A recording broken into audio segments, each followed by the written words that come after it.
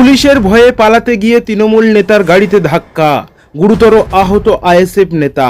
ভাঙড়ে ফের উত্তেজনা ছড়ালো। সম্প্রতি ঘটে যাওয়া অশান্তির ঘটনার জেরে ফের এক নতুন মোড় নিল পরিস্থিতি।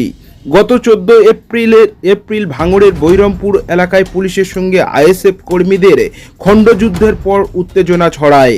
এরপর সোনপুরে পুলিশের গাড়ি ভাঙচুর ও আগুন লাগানোর ঘটনায় পরিস্থিতি আরও ঘোলাটে হয়।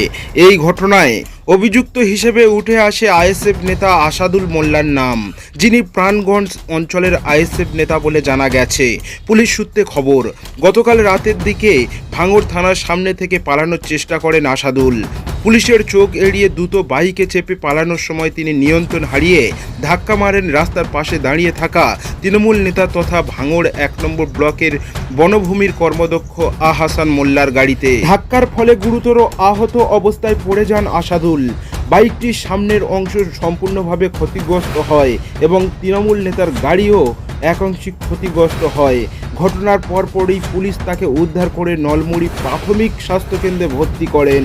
বর্তমানে সেখানেই পুলিশের কড়া নজরদারির মধ্যে দিয়ে চিকিৎসাধীন অবস্থায় রয়েছেন আসাদুল।